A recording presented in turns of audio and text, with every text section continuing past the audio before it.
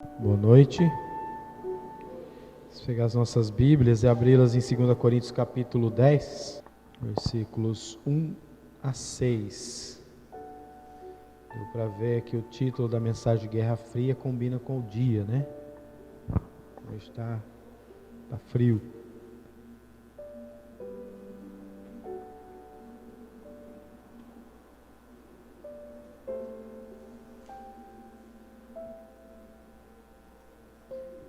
Quero ler para começar o versículo 3. Porque embora andando na carne, não militamos segundo a carne. Vamos orar. Senhor Deus, nós agradecemos ao Senhor por esse instante.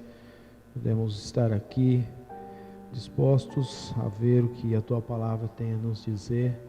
Possamos ser encorajados por ela, prontos para Te servir. Sabemos que muitas vezes nós sofremos ataques, nossa luta aqui nesse mundo às vezes fica difícil dependendo da situação que nós nos encontramos, por causa das aflições que passamos. E por isso pedimos que o Teu Espírito fale aos nossos corações, para que possamos saber como reagir e lutar em momentos difíceis. Em nome de Jesus que oramos e agradecemos. Amém. Então, a mensagem de hoje, Guerra Fria. Talvez alguns vão saber do que eu estou falando, já vão lembrar o que é o termo Guerra Fria, outros mais novos talvez não lembram. Mas Guerra Fria foi um nome atribuído a um período histórico de disputas estratégicas e conflitos indiretos entre os Estados Unidos e a antiga União Soviética. Compreendeu um período longo, de 1945 até 1991. Então foi um bom período, essa Guerra Fria. Um conflito de ordem política, militar, tecnológica, essa questão de ir à Lua, por exemplo, né? Quem ia chegar à Lua primeiro, está nesse período aí. Esse ano, inclusive, fez os 50 anos, né? O homem foi à Lua. Então está dentro desse período, então aí a guerra tecnológica, econômica, social e ideológica. Por quê? União Soviética representando a esquerda e os Estados Unidos a direita. E essa guerra sempre houve e não era diferente entre essas duas nações e ainda existe. Então, aí suas e outras coisas também, suas zonas de influências e nações que eles podiam influenciar, tudo isso aí estava envolvido nessa Guerra Fria. Agora, por que chamada de fria? Será que é porque na Rússia é muito frio, nos Estados Unidos também? Não era esse o motivo. Porque não havia uma guerra direta entre as duas potências. Mesmo porque seria inviável uma vitória se houvesse uma guerra nuclear. Imagina os dois países lançando armas nucleares, o que não teria acontecido com aquelas nações? Provavelmente os dois perderiam. Então não era interessante mesmo uma guerra física, mas a Guerra Fria existiu. Por que eu trouxe essa ilustração para nós? Porque na vida cristã, a guerra que nós travamos é muito parecida com essa Guerra Fria, pois na maioria do tempo ela é silenciosa, a gente não percebe, ela está acontecendo, é uma guerra que travamos, vivemos todo o tempo, e por essa razão é possível ver nesse mundo pelo menos 3 tipos de cristãos. Nós vemos que tem todo cristão, e aqui eu estou falando daquele que é salvo, daquele que é convertido, que é chamado de soldado de Cristo. Por isso que Paulo usa muitos termos militares, e aqui ele está usando um termo militar, porque não militamos segundo a carne. É um termo militar, luta mesmo. Então, nós podemos dizer que existem 3 tipos de soldado: aqueles que são chamados de soldados pacatos, soldados aloprados e os soldados peritos. Mas o que esses 3 tipos de soldados aí que estão andando pelo mundo? Os pacatos são aqueles que andam pelo mundo sem perceber os perigos que existem, que são reais, sem perceber os inimigos. Parece aqueles jovens adolescentes que não conhecem nada da vida e ficam seguindo e tomando atitudes e tomando decisões momentâneas, sem pensar nas consequências imediatas ou até futuras. Então tem alguns cristãos que parecem esses jovens adolescentes e que andam aí sossegados. A gente pode imaginar a figura desse jovem andando pela rua e nem percebendo que pode ter um perigo ali iminente. Ele é meio que desligado. E existem cristãos assim. Então, na vida cristã, a batalha está aí, a guerra é real, mas parece que está desligado, ele é pacato. Agora, os que o nome que eu coloquei de soldados aloprados, aloprado quer dizer agitado, é aquele que quer fazer as coisas logo, com pressa, ou é exagerado, né? Então, são os que veem perigo e inimigos demais. O tempo todo, isso aqui pode ser um perigo, isso é um inimigo, mas esse aqui é o anticristo, mas essa pessoa, isso aí é doido, olha o que ele está fazendo, está vendo perigo demais, até onde não tem, vê perigo. Então são pessoas que parecem que são aloprados, são pessoas que até se preparam para catástrofes iminentes e constantemente travam batalhas com seus inimigos invisíveis, e expulsam demônios, e repreendem, e amarram, e fazem coisas desse tipo aí. Mas o terceiro tipo que eu coloquei aqui, os soldados peritos, são os que nós chamamos de capacitados para toda boa obra. São os que entendem, que vivem nesse mundo, mas que não pertencem a esse mundo. Também sabe que vive no mundo perverso e sujeitos a passar por aflições. Eu até comentei na aula da escola dominical que o Aguinaldo terminou com Efésios capítulo 6, onde justamente o apóstolo Paulo amplifica essa ideia aqui da nossa luta e das nossas armas contra essa luta.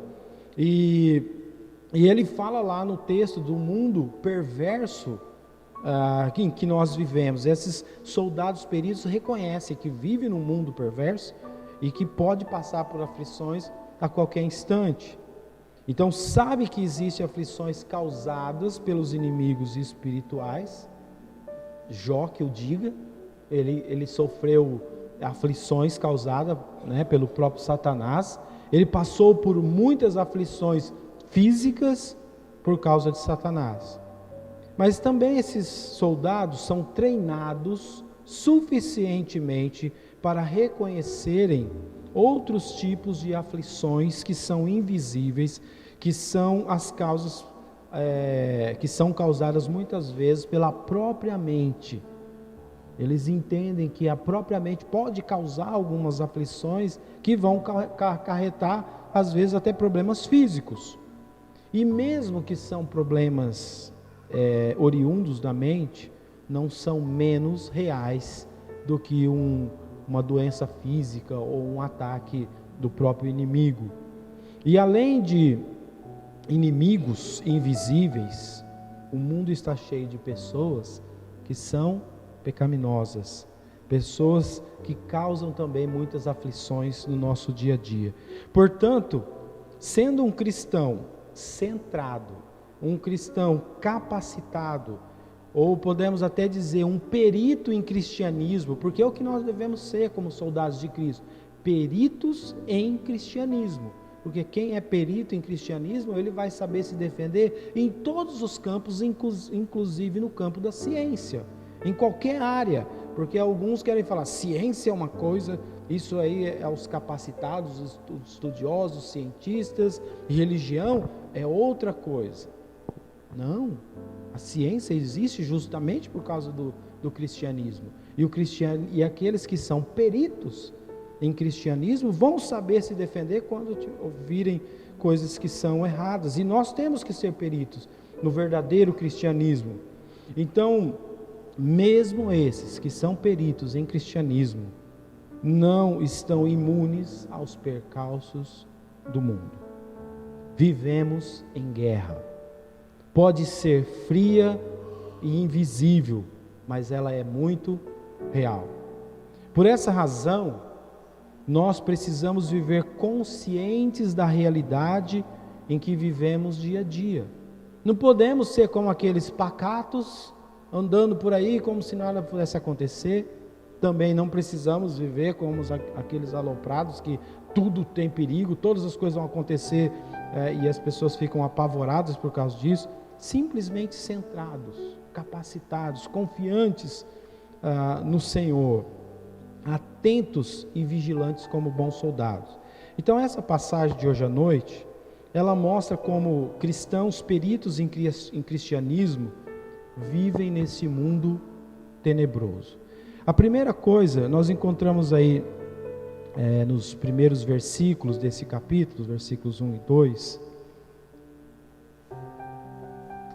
que diz assim: e eu mesmo, Paulo, vos rogo pela mansidão e benignidade de Cristo, eu que, na verdade, quando presente entre vós, sou humilde, mas quando ausente, ousado para convosco. Sim, eu vos rogo, que não tenha de ser ousado quando presente, servindo-me daquela firmeza com que penso devo tratar alguns que nos julgam como se andássemos em disposições de mundano proceder. Então, a primeira maneira que nós devemos viver nesse mundo é sendo humildes, reconhecendo o nosso general Jesus Cristo, como o próprio apóstolo falou aí, que ele rogava pela mansidão e pela benignidade de Cristo, e ele falou que ele era humilde entre eles, justamente porque ele reconhecia quem era Jesus Cristo. Os acusadores de Paulo interpretaram falsamente as suas atitudes. Nós já vimos isso nos versículos, nos capítulos anteriores. E aqui nós temos um ponto, uma divisão importante da carta, onde ele volta a falar desses acusadores. Eles interpretaram a sua mansidão como um sinal de fraqueza. O bom exemplo que nós usamos de mansidão é do cavalo. Tem o cavalo que é selvagem e tem o cavalo manso. O cavalo que é manso, ele é útil, ele é muito bom para a lida, para ser usado pelos seres humanos. Mas o cavalo selvagem, ele não serve para nada. Então, mas o manso e o selvagem têm a mesma força. A diferença é que o manso, ele é útil. Então, uma pessoa que é mansa, como Jesus Cristo era manso, ele não vai ser fraco ou inferior a qualquer outra pessoa. E o apóstolo Paulo, ele falou, baseado na mansidão de Cristo, ele estava sendo manso para com eles. E eles estavam achando que a mansidão dele era um sinal de fraqueza. Mas agir com mansidão é agir como Cristo agia. Cristo era manso e gentil em nosso meio. Mas alguns diziam sobre Paulo: ele late, mas não morde. Ele escreve vigorosamente, mas não age. Então, por essa razão, Paulo explicara que havia escrito com ousadia, instruindo como que eles deveriam agir em determinados problemas, para que ele não tivesse que tratá-los com aspereza quando fosse visitá-los. O princípio aqui é bem simples. É melhor que as pessoas façam o certo voluntariamente e não forçadas. Porque ele poderia chegar na igreja e eles não tivessem resolvido os problemas, obrigá-los a fazer, senão eles seriam excluídos da igreja. Mas ele estava querendo que eles resolvessem antes dele chegar lá. Alguns, como ele disse aí o apóstolo Paulo, nos julgam como se andássemos em disposições de mundano proceder. Olha as acusações que estavam fazendo com o apóstolo Paulo. Estavam chamando ele de mundano, que ele estava andando como aqueles que são incrédulos. Eles o acusavam de ser inconsistente, indigno de confiança, de dizer uma coisa e fazer outra. Paulo, nós podemos dizer que ele foi um grande exemplo de um soldado perito. Ele agia com humildade, mesmo quando atacado injustamente. Além disso, também conhecia os ataques invisíveis do inimigo, que é o que nós podemos ver na sequência desse capítulo. Aqui nós temos a segunda maneira de vivermos nesse mundo. Primeiramente, humildemente, como Jesus Cristo, com mansidão, reconhecendo que Jesus Cristo é o nosso maior exemplo. A segunda maneira, os versículos 3 a 6, sendo espertos, reconhecendo o nosso arqui-inimigo Satanás.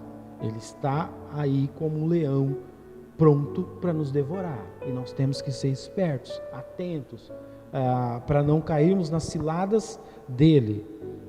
E às vezes nós pensamos que as ciladas vão ser óbvias, mas nem sempre. Ele pode fazer coisas, pequenas coisas, para chegar num objetivo lá na frente, e por isso nós temos que ser espertos. Olha o que diz os versículos 3 a 6. Porque embora andando na carne, não militamos segundo a carne, porque as armas da nossa milícia não são carnais, e sim poderosas em Deus, para destruir fortalezas, anulando nós sofismas e toda altivez que se levante contra o conhecimento de Deus, e levando cativo todo o pensamento à obediência de Cristo, e estando prontos para punir toda desobediência, uma vez completa a vossa submissão. O versículo 3 diz: embora andando na carne, não militamos segundo a carne. Ou seja, mesmo vivendo como seres humanos que somos, nós não lutamos ou não devemos lutar como seres humanos.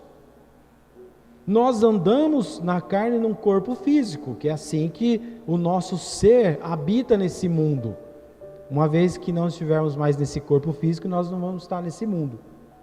Então, andamos na carne, mas não lutamos de acordo com ela. Olha o que diz Romanos capítulo 8, versículos 4 a 9. Não andamos segundo a carne, mas segundo o Espírito, porque o penhor da carne dá para a morte, mas o Espírito para a vida e paz. O penhor da carne é inimizade contra Deus. Portanto, os que estão na carne não podem agradar a Deus. Então, mesmo vivendo na carne, num corpo físico que nós temos, não podemos ser controlados pelas paixões da carne e pelos interesses do mundo, como fazem os que não são salvos. Os não salvos são controlados pelas paixões carnais, pelos desejos do mundo, mas nós não podemos. Nós temos que travar uma luta, uma batalha contra a carne. O versículo 4 diz: as armas da nossa milícia não são carnais, e sim poderosas em Deus. O cristão se encontra literalmente numa guerra, por isso que eu coloquei guerra fria, aquela guerra invisível, que não fica tão óbvio para todos, só os cristãos peritos que reconhecem isso. Então, estamos literalmente numa guerra. A estratégia do inimigo é nos acalentar para que pensemos que tudo vai bem.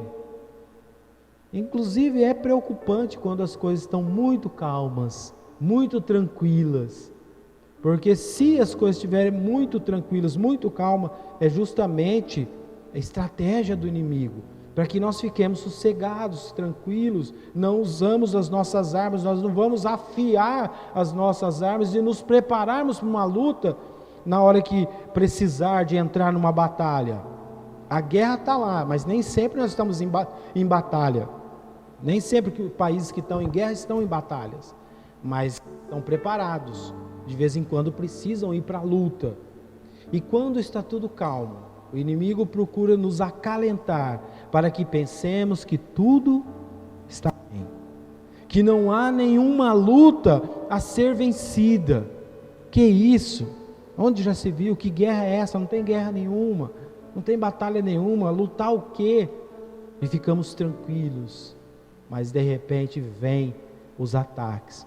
Já percebeu que os ataques eles não vêm de uma vez só, não vêm sozinhos?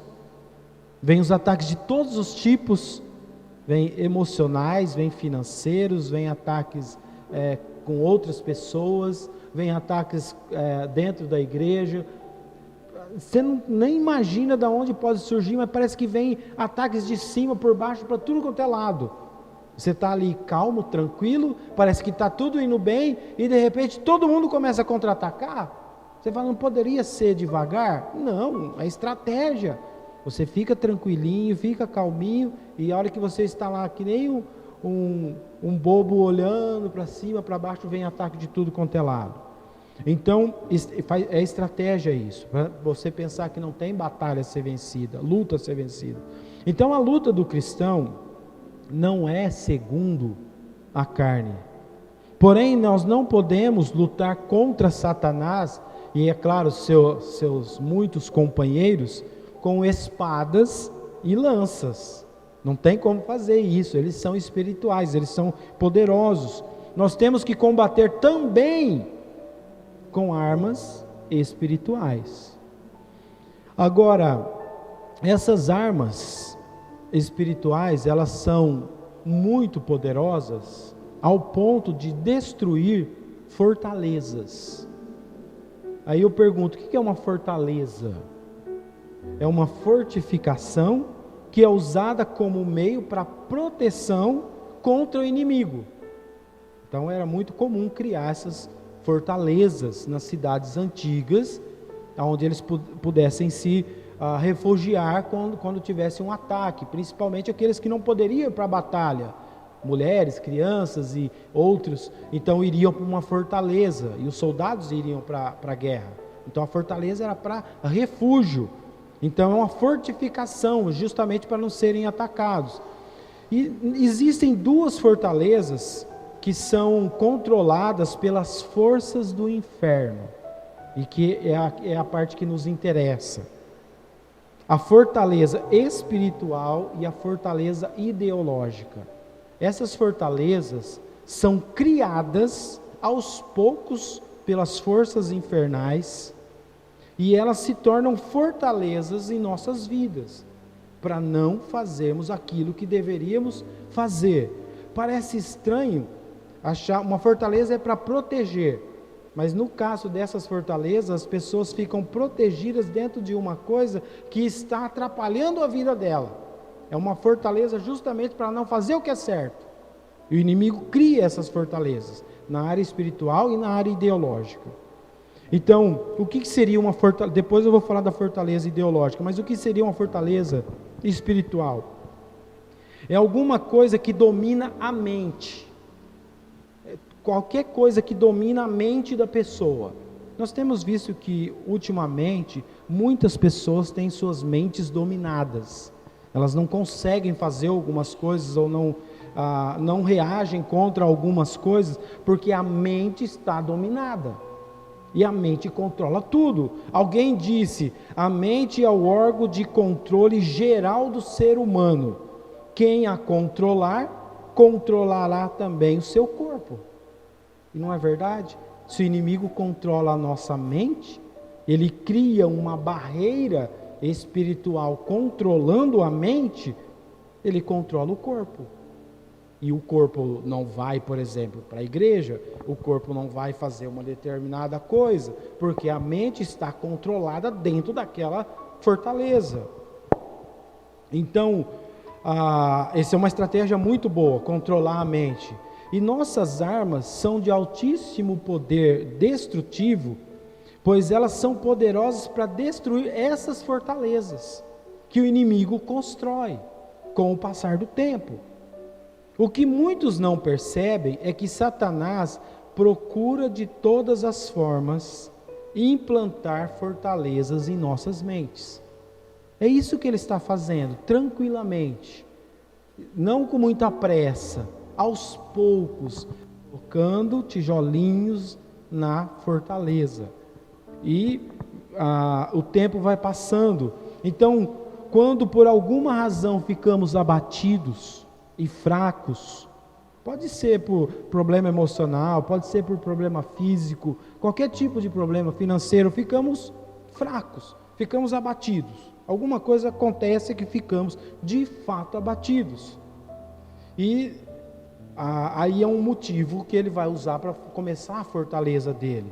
Então nós devemos procurar identificar as fortalezas que porventura foram implantadas em nossas mentes. Eu vou citar algumas, porque eu fico falando dessas fortalezas e falo, que fortaleza que ele pode implantar na minha mente? Por exemplo, dificuldade de perdoar. É uma fortaleza que a pessoa faz. O diabo coloca na mente dela por vários argumentos, por vários motivos. Com o tempo ela vai colocando aqueles tijolinhos. Chega um tempo que ela está dentro dessa fortaleza e ela fala, eu não consigo perdoar nessa situação. E ali tem uma barreira enorme de justificativas, porque ela não consegue perdoar. E ela fica se achando segura dentro de todos aqueles argumentos que foram criados com o tempo. É uma barreira espiritual, uma fortaleza espiritual. E essas fortalezas só podem ser destruídas com o poder de Deus, porque a gente pode falar, e a pessoa continua falando, não consigo perdoar. Tem a fortaleza da avareza, a fortaleza do orgulho, tem a fortaleza da falta de tempo.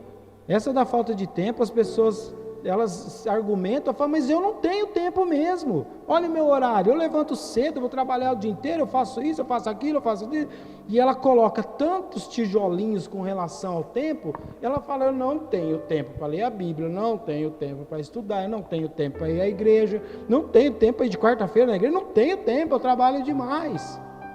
É uma fortaleza, ela criou, e você tenta transpor aquela barreira, tenta argumentar que ela precisa vencer aquela barreira, mas não, está lá na mente dela, está dominada. Ela está dentro dessa barreira e se sente segura dentro dessa fortaleza. Tem a fortaleza da inveja.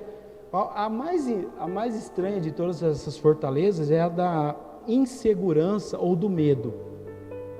Como que alguém pode ficar dentro de uma fortaleza chamada medo ou insegurança?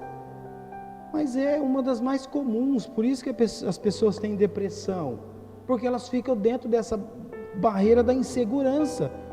Ela vai criando com o tempo, Satanás ajudando ela a criar, e colocando os tijolinhos da insegurança, de vários motivos na vida dela, e chega um ponto que ela fica lá dentro daquela barreira da insegurança, e justificando um motivo porque ela tem aquela insegurança, porque ela tem aquele medo, porque todas aquelas coisas que estão à volta dela, por mais que faça ela sentir insegurança, ela acha que são justificativas boas suficientes para continuar ali dentro e não transpor a barreira e vencer o medo e a insegurança. Então é uma estratégia muito boa essas fortalezas espirituais, porque a pessoa fica presa dentro de uma coisa que ela mesma criou. Aí tem a fortaleza da depressão, que é uma das mais difíceis das pessoas saírem. Tem a fortaleza da murmuração, a pessoa que reclama, e ela sempre justifica, mas eu reclamo por isso, mas eu reclamo por aquilo. E ela tem todas as justificativas, não consegue parar de reclamar. Tem os vícios, tem vícios cibernéticos, tem vícios de pornografia, tem muitas outras fortalezas, eu não vou citar todas elas, mas só para entender que o inimigo usa fortalezas espirituais para nos prender nelas. E essa fortaleza aqui, que o apóstolo Paulo está falando, que o poder de Deus, só o poder de Deus pode vencer esse tipo de fortaleza. E nós sabemos que ele está falando sobre o pensamento, porque depois ele vai falar que só Cristo pode levar cativo todo o pensamento para a obediência, para de fato obedecermos Cristo. Se não for Cristo, os nossos pensamentos, ou seja, as nossas fortalezas não vão ser levadas cativas. Então, como ele consegue controlar as nossas mentes? Como que o inimigo pode construir dentro da nossa mente uma fortaleza? Como que você deixa ele fazer isso? Imagina você ficar com uma fortaleza da insegurança dentro de você. Como que você deixa ele ficar colocando tijolinhos? Uma coisa que é importante dizer é que ele não pode controlar a mente no sentido de possessão, por causa do Espírito Santo. Mas ele pode agir por outros meios para poder fazer essas fortalezas. E aí, uma vez que a fortaleza está feita, ele não precisa fazer mais nada. A própria pessoa fica lá dentro e não consegue sair, se não for com as armas de Deus. Então, ele age com muita paciência. É assim que ele faz. Como que ele consegue? Devagarzinho, tijolinho por tijolinho. Pode demorar 10 anos, 20 anos, 30 anos para fazer uma fortaleza. Mas uma vez que ela está feita, aí ele fica sossegado. Ele não tem pressa. O Satanás, ele não é aquele que, vou fazer agora. Não, ele tem muito tempo. Ele é um ser eterno. Ele sabe que ele não precisa, ele não vai morrer, não é como nós que tentamos fazer tudo porque a vida é curta. Não, ele tem tempo, muito tempo para fazer as coisas. Então, com muita paciência, ele vai formando essas fortalezas espirituais. Agora, nós sabemos que Satanás, ele é o pai do quê? O pai da mentira. Através de mentiras, ele vai colocando tijolinhos nas nossas mentes. E essas fortalezas vão sendo formadas. Ele nos diz coisas sobre nós mesmos, sobre outras pessoas, sobre circunstâncias que simplesmente não são verdadeiras. Coisas sobre nós, outras pessoas e circunstâncias. Ele não diz tudo de uma vez. Ele não diz a mentira toda de uma vez. Por isso que ele demora tempo. Porque se ele contar a mentira toda de uma vez, aí você logo detecta qual que é a estratégia dele e já não aceita. Então ele começa bombardeando nossa mente com um padrão bem delineado, com pequenos pensamentos importunos, que a gente não dá muita bola, suspeitas, pequenas suspeitas, dúvidas, medos, perguntas, questionamentos e teorias, tudo pequenininho. Ele vai colocando aos poucos e bombardeando a mente com essas coisinhas pequenas. Ele se move vagarosa e cautelosamente, porque afinal de contas um bom plano toma tempo.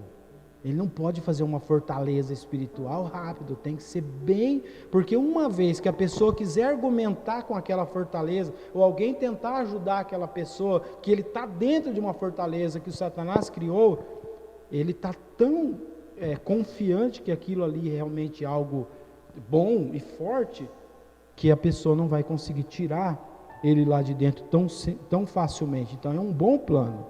Lembre-se, ele tem uma estratégia para a sua guerra. Nós estamos numa guerra. Ele tem nos estudado ao longo do tempo. Sabia que ele te conhece desde o dia que você nasceu? Ele conhece, ele sabe tudo, ele sabe todas as coisas que você fez. Ele não sabe teus pensamentos, mas tudo que você fez, que as pessoas podem ver, ele viu, ele conhece, ele sabe suas atitudes. Ele te conhece do dia que nasceu, ele está te estudando há muito tempo. Você pensa que você está vivendo aí no mundo, ninguém está te analisando? Não, ele é espiritual. Ele ou os inimigos dele estão te estudando, estão te analisando. Ele sabe do que você gosta e do que você não gosta. Ele sabe do que vai te chocar e o que não vai. Ele sabe como cutucar e você vai ficar triste numa determinada situação. Ele conhece as suas inseguranças, ele conhece as suas fraquezas, ele conhece os seus medos. E com base nisso ele vai criando as fortalezas. Sabe o que ele mais... E ele sabe mais aquilo que nos aborrece. E ele está pronto para investir o tempo que for necessário para nos derrotar. Um dos pontos fortes do diabo, se você não sabe qual é é a paciência.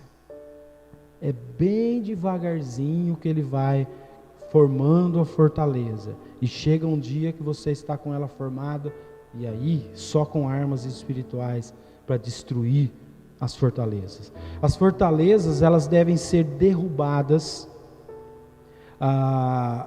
quando as encontramos.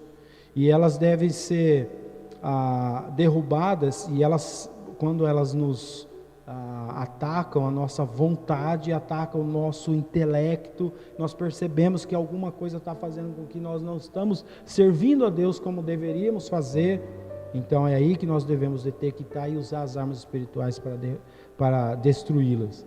A conduta da pessoa é determinada pela sua mente e pela sua vontade, não é? Tudo que você faz, tudo que as suas atitudes é de acordo com a sua mente. Só o poder de Deus pode atravessar essas barreiras. E é por essa razão que o intelecto do crente deve ficar sujeito a Cristo e a sua palavra. E essas fortalezas que construímos com a ajuda, é claro, de um inimigo em nossas mentes, elas não são fáceis de serem destruídas. E o próprio texto que nós temos aqui diz que as armas que precisamos para destruí-las têm que ser espirituais. E somente quando nós nos aproximamos de Deus, por meio de Jesus Cristo, por meio da oração, do estudo da palavra de Deus e da orientação do Espírito Santo, é que essas fortalezas vão cair. De forma que nós podemos desfrutar do maravilhoso relacionamento com Deus. Porque a ideia dessas fortalezas para nos derrotar é justamente para ficarmos afastados de Deus, para não termos aquele relacionamento com Deus. E uma vez que usamos as armas corretas, voltamos a desfrutar do relacionamento com Deus que tanto precisamos. Versículo 5, ele fala: levando cativo todo pensamento à obediência de Cristo. Essa segunda parte aí do versículo é uma referência à total destruição das fortalezas humanas, que algumas nós mesmos que criamos, ou das fortalezas satânicas. É uma referência àquele resgate dos que se encontram dentro das mentiras que os escravizam. Olha como que é a fortaleza. Satanás ajuda a pessoa a criar uma fortaleza espiritual. Ela fica dentro daquela mentira, achando que aquilo é uma verdade. E é por isso que ela sente insegurança, medo e todas as outras coisas. Porque ela está achando que aquilo ali é real. Ela está percebendo aquela barreira ali. E ela se sente segura dentro da insegurança. E aí, somente com o poder de Cristo, que pode levar cativo os nossos pensamentos para voltarmos a obedecer a Cristo. É como se fosse um resgate da pessoa que se encontra dentro das mentiras que estão o escravizando. Então, essas armas destroem argumentações, não somente essas fortalezas espirituais, mas as argumentações também. Elas, além de serem capazes de destruir as fortalezas, elas destroem os sofismas, que diz no versículo 4, anulando nós sofismas. Anula os sofismas. Sofisma também pode ser chamado de uma fortaleza ideológica. Lembra que eu falei que tem a fortaleza espiritual, criada nas nossas mentes, tem essas fortalezas ideológicas também criadas em nossas mentes. Então, o que seriam essas fortalezas ideológicas? São os pensamentos, especulações, filosofias, até mesmo falsas religiões, são esses sofismas, que são usados por pessoas como barricadas para impedir o conhecimento de Deus. Se a pessoa está seguindo uma falsa religião, e ela acredita que aquilo ali é a verdade, então aquilo ali vai ser uma barreira para que a verdadeira palavra de Deus chegue para ela. E ela não vai continuar prosseguindo para conhecer a Deus verdadeiramente, porque ela já tem uma barreira ali, um sofisma, uma fortaleza ideológica que a atrapalha a seguir. Então, e claro, impede o avanço do evangelho também. Os coríntios, quando ele falou sobre essa barreira e as fortalezas que precisavam ser destruídas, eles entenderam muito bem. Aqui no caso eu tive que explicar o que seriam essas barreiras e entender que ele estava falando de barreiras fortalezas que são feitas na mente, mas eles entenderam muito bem. Por quê?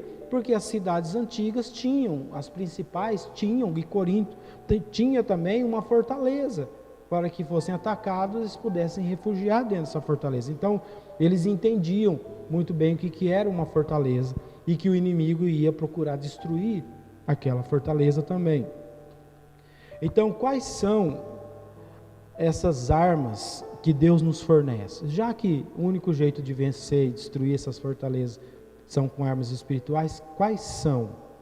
Efésios capítulo 6, versículo 14 a 18, diz: mantenham-se firmes, cingindo-se com o cinto da verdade, vestindo a couraça da justiça e tendo os calçados da prontidão do evangelho da paz. Use o escudo da fé, com o qual vocês poderão apagar todas as setas inflamadas do maligno. Use o capacete da salvação e a espada do Espírito, que é a palavra de Deus. Orem no Espírito em todas as ocasiões, com toda oração e súplica. Tendo isso em mente, estejam atentos e perseverem na oração por todos os santos. Olha aqui o que ele fala para fazermos: ficar atentos. Não podemos ficar tranquilos, alheios aos perigos desse mundo. Precisamos ser atentos. Resumindo tudo isso daqui que nós lemos, as nossas armas são a verdade. Quando conhecemos a verdade, conhecereis a verdade, e a verdade vos libertará. Vamos ser libertos de algum tipo de fortaleza. A justiça também é uma arma espiritual. O evangelismo é uma arma espiritual. A fé, a salvação, a palavra de Deus e a oração. Quando oramos, e ele fala bem no final, perseverem na oração, porque a mente é onde está a fortaleza. E quando oramos, nós estamos atacando diretamente lá onde está a fortaleza. O problema é que quando estamos dentro de uma determinada fortaleza espiritual, nós não queremos orar, nós não queremos ler. É como se estivéssemos cercados por pedras e a Bíblia e o meio que nós gostaríamos de orar estivesse do outro lado. E nós não queremos transpor essas barreiras. Mas é o que temos que fazer. Precisamos ler a Bíblia, precisamos orar, até aquela fortaleza ser destruída. Satanás espera encontrar uma fraqueza em nós para começar a construir a sua fortaleza em nossa mente. Pode ser uma coisinha bem simples. Tem vários tipos de fraquezas. Tem pessoas que têm fraqueza na área de dinheiro, fraqueza na área sexual, fraquezas em áreas de relacionamento. É só uma fraquezinha. Eu tenho esse problema aqui, eu sempre tive esse problema nessa área, mas não é nada. É só uma fraquezinha. E essa fraqueza que ele começa a construir a sua barreira. Uma parede bem forte, aos poucos é instalada em nossas mentes. E a hora que a gente vê, por mais insano que seja, estamos usando argumentos para tentar justificar o injustificável. Tentar falar, mas eu pequei aqui, eu caí aqui, mas foi por causa disso, é tal coisa. Usando aquela barreira que foi colocada na mente. Lembre-se, toda mudança de vida tem início na mente. É na cabeça, é aqui que você muda a sua atitude, sua maneira de agir, de pensar, em todos os aspectos. Tem que mudar a maneira de pensar. A guerra, como eu falei no começo, podemos até chamá-la de fria. Mas os danos causados por essa guerra espiritual invisível são tão quentes quanto o fogo do inferno. Porque quando a pessoa está dentro dessa barreira, os sofrimentos são terríveis. Os sofrimentos que ela passa, que ela causa para as outras pessoas são terríveis. Mas essa é a ideia das forças infernais. Criar barreiras em nossas mentes, justamente para ficarmos aprisionados a essas coisas e causar danos. Então eu quero concluir com uma pequena reflexão, usando aqui uma frase conhecida do Martinho Lutero. Ele disse: não podemos impedir que os pássaros voem sobre as nossas cabeças. Conhecem bem essa frase, talvez não sabiam que era do Martinho Lutero, né? Mas podemos impedir que eles façam ninhos sobre elas, né? Tem jeito, ele vai voar, mas se ele vir sentar aqui na minha cabeça fazer um ninho, eu não vou deixar. Pelo menos eu imagino que a maioria das pessoas não vão deixar. Até os mais lesados não vão deixar um passarinho fazer um ninho na cabeça. Pelo menos eu nunca vi alguém com ninho na cabeça aí. Então nós podemos impedir que o passarinho faça ninho na nossa cabeça. Mas assim, a outra parte, que eu acho que a maioria não conhece, ele diz assim: assim também não podemos nos livrar de sermos tentados, mas podemos lutar para não cairmos em tentações. Não tem como a gente se livrar das tentações e dos ataques do inimigo, mas podemos lutar. Aí a reflexão fica da seguinte forma: da mesma forma, em relação às fortalezas, não podemos impedir que Satanás faça ataques às nossas mentes. Não tem como. Ele vai fazer. Por quê? Porque ele é inimigo do povo de Deus. Não temos como impedir isso. Ele vai fazer. A Bíblia fala que ele vai fazer. Então nós não podemos impedir isso. Mas podemos impedir que ele faça fortalezas em nossas mentes. Nós não precisamos deixar ele concluir a fortaleza em nossas mentes. Ou seja, não podemos impedir as tentações que nos surgem dia a dia, mas podemos decidir não ceder às tentações, lutando com as armas espirituais que o Senhor nos fornece. As tentações vão vir, mas nós não precisamos ceder. Temos que decidir não ceder. Aí você pode falar: sim, muito bem, da agora para frente eu não vou deixar mais ele fazer ninho na minha cabeça. Porque se pensar bem, é uma tolice muito grande deixar Satanás aos poucos construir uma fortaleza que futuramente vai te atrapalhar na vida. Então eu vou decidir, eu vou lutar contra elas. Mas ele já fez. Você pode me dizer: a fortaleza está lá. Seja qual for a fortaleza, se ele já fez, ou está num processo de conclusão, as armas são as mesmas. A espada do Espírito, que é a palavra de Deus. Medite, estude, leia, busque cada vez mais conhecer a Deus.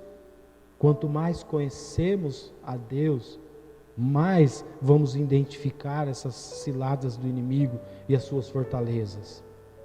A outra arma muito poderosa é a oração. Insista, persevere, ore todos os dias. Mas eu não sinto vontade de orar. Isso que eu ouço das pessoas que estão com problemas e aflitos, mas eu não consigo ir na igreja, não consigo ouvir mensagem, eu não consigo ler, eu não consigo orar. Insista, decida. Você não pode impedir que ele te ataque, mas você pode decidir que vai lutar contra. E a oração é uma das armas para lutar contra. E uma outra que eu diria que é muito boa é a pregação do Evangelho.